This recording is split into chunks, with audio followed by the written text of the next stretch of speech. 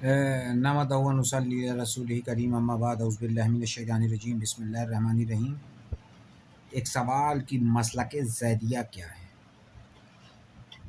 ظاہر سی بات ہے کہ مسلک زیدیہ کیا ہے؟ مولانا علی میاں ندوی اور دیگر ائمہ دیوبند یا پھر دیوبند سے ریلیٹڈ لوگ ان کو اہل سنت کے قریب جانتے ہیں۔ بریلوی حضرات میں اب کچھ بہت زیادہ ایجوکیٹڈ لوگ ان کو بھی اہل سنت کے قریب جاننے لگے۔ ہمارا خود کا ویو یہ ہے اور ان کو مطلب کہ ایک بیلنس شیعہ جانتے ہیں، اور ہمارا خود کا ویو یہ ہے کہ یہی حقیقت میں اہل سنت والجماعت ہے۔ اور والجماعت نہ ہو، میجورٹی میں نہ ہو، میجورٹی میں ہونا جس کو کہتے ہیں سواد اعظم، کوئی بہت بڑی بات نہیں ہے کہ میجورٹی میں ہوگا اور میجورٹی میں جو ہوگا وہی حق پہ ہوگا یا پھر جیسے بھی ہوگا۔ امام اعظم ابو حنیفہ جو امام ہیں مذہبی شرعی اس علاقے کے شمالی ہند پاکستان، یہاں سے اوٹومن تک کے علاقوں کے، مطلب اوٹومن ترکی تک کے علاقوں کے اور نارتھ افریقہ کے بھی کچھ علاقوں میں ان کو ہی امام تصور کیا جاتا ہے۔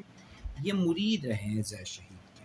زید شہید زین العابدین بن حسین بن علی کے بیٹوں میں سے تھے۔ ظاہر سی بات ہے کہ ان کے جو بڑے بیٹے تھے زین العابدین کے، ان کی ماں حضرت یعنی کہ امام باقر کی والدہ جو تھی وہ حضرت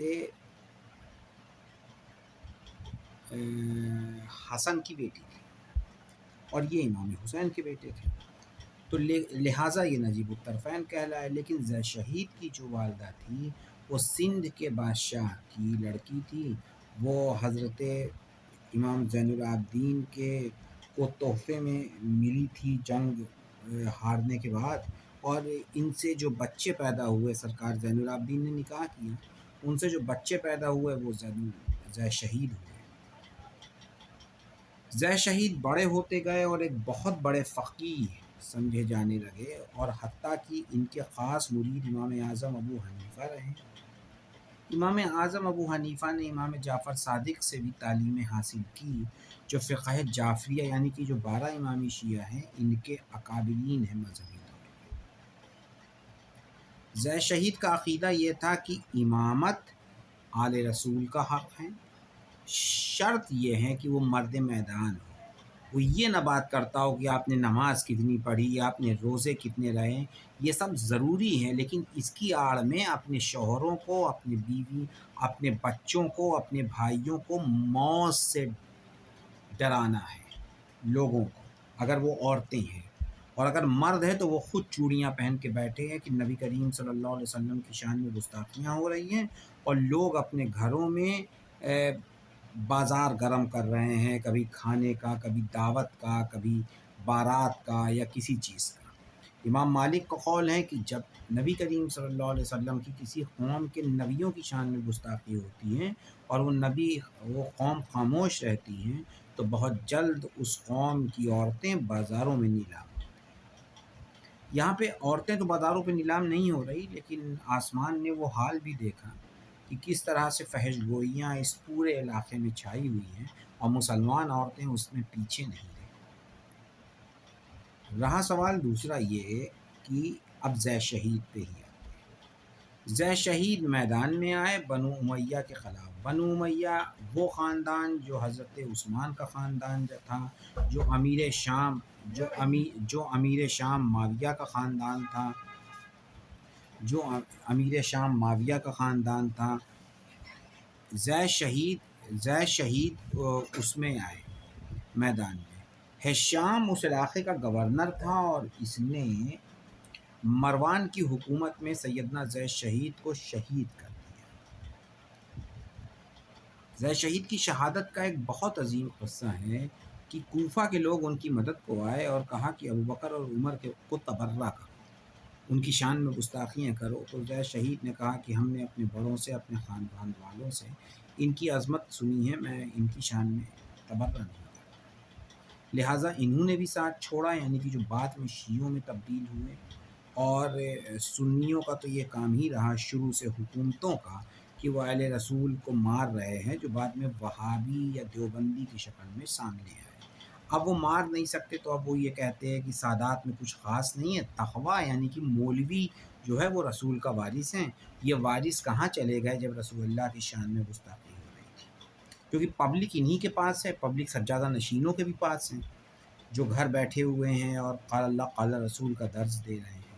تو زیدی مسلک انہی سے آگے بڑھا۔ زیدی مسلک میں افضل مولا علی ہیں، امامت، اور یہ کہتے ہیں کہ ابو بکر اور عمر رضی اللہ تعالیٰ عنہ کی وہ روحانی کیفیت نہیں تھی کہ وہ مولا علی کی افضلیت اور غدیر قم کے مقام پر جو اللہ کے رسول نے اعلان کر دیا تھا، غدیر قم کے مقام پر جو اللہ کے رسول نے اعلان کر دیا تھا کہ من کنتو مولا کا جو اعلان ہوا تھا، اس کو وہ اس سینس میں سمجھ سکے۔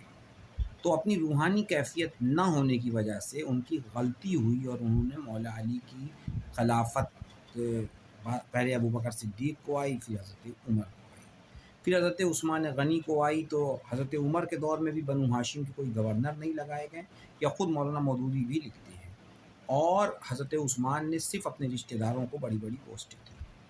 بنو ہاشم رسول اللہ صلی اللہ علیہ وسلم کے خاندان میں کیا تقوی والا بھی کوئی نہ تھا کہ ان کو کوئی بڑی پوسٹیں دی جاتی؟ یہی سب کربلا کے جنگ کا پیش قیمہ بنا۔ اور جب معاویہ نے حکومت کو امیر معاویہ نے حکومت کو خاندانی کیا تو امام حسن امام حسین میدان میں آئے۔ امام حسین کے میدان میں آنے کے بعد حضرت علی کو خود حکومت کوفہ لے جانی پڑی تھی۔ امام حسن میدان میں آئے، اور میدان میں آنے کے بعد کربلا کے بعد جو پہلی اہل بیت کی شہادت ہوئی وہ زید شہید کی ہوئی، پھر نفس الزکیہ کی ہوئی، اور یہی زیدی مسلک کے لوگ کہلاتے ہیں۔ امام اعظم ابو حنیفہ کو عباسیوں نے قاضی القضات یعنی چیف جسٹس کا عہدہ آفر کیا۔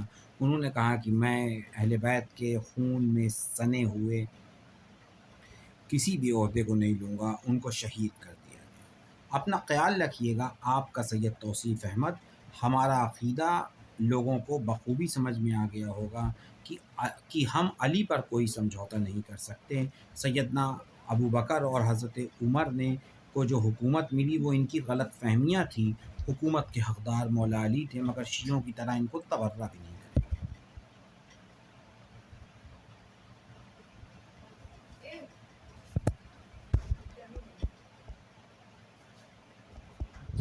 کھانے کو نہیں پکا ہے، بہت گندے ہیں۔